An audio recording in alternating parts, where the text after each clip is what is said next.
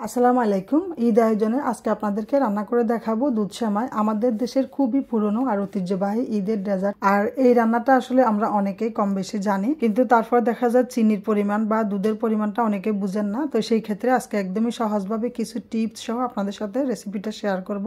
আর এই ঐতিহ্যবাহী ডেজার্ট এইভাবে যদি রান্না করেন তাহলে সেমাই রান্নায় আপনি হবেন সেরা। ফ্রাই প্যানে দিয়ে দিচ্ছি 2 টেবিল চামচ ঘি। ঘিটা গরম হওয়ার পর দিয়ে দিচ্ছি খেজুর, এরপর কিশমিশ, কাজু বাদাম, এগুলো সামান্য একটু ভেজে নেব। 2 থেকে 3 মিনিট ভেজে নিলে হবে। চুলার আঁচ মিডিয়াম লো করে এগুলো ভেজে নিতে হবে।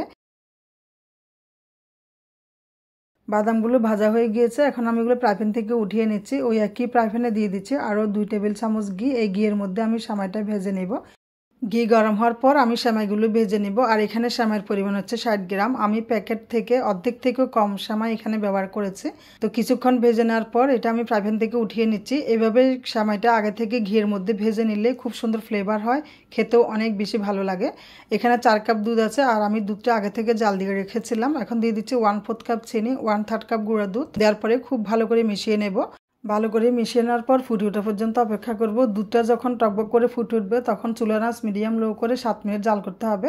7 মিনিট জাল করার পর এখানে আমি সেমাইগুলো দিয়ে দিয়েছি। তো সেমাইটা দেওয়ার পরে চুলার আঁচ মিডিয়ামে করে আরও 8 থেকে 10 মিনিট জাল করলে আমাদের সেমাই রান্নাটা কিন্তু হয়ে যাবে।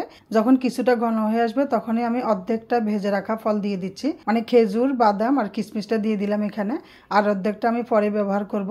এখন চুলার আগুনটা বন্ধ করে দিয়েছি। দেখুন এটা এই অবস্থা নামাতে হবে। এর থেকে বেশি ঘন করলে যখন ঠান্ডা হবে তখন কিন্তু পুরোপুরি শক্ত হয়ে যাবে। এখন আমি একটা ডিশের মধ্যে ঢেলে নিয়েছি। এরপরে উপর দিয়ে যে ভেজে রাখা বাদাম রেখেছিলাম ওগুলো দিয়ে দিয়েছি। তো রান্না হয়ে গেলেও অনেক বেশি সুস্বাদু দুধ সেমাই। আপনারা অবশ্যই এই ঈদে এটা ট্রাই করে দেখবেন। ইনশাল্লাহ আপনার পরিবারের সবাই অনেক বেশি পছন্দ করবে। রেসিপিটা ভালো লাগলে ভিডিওতে একটা লাইক দিবেন। আর আমার রেগুলার ভিডিওগুলো পাওয়ার জন্য ফেসবুক পেজ ফলো করতে পারেন। সবাই ভালো থাকবেন। কথা হবে পরবর্তী ভিডিওতে। আজকের মতো বিদায় নিচ্ছি। আল্লাহ হাফেজ।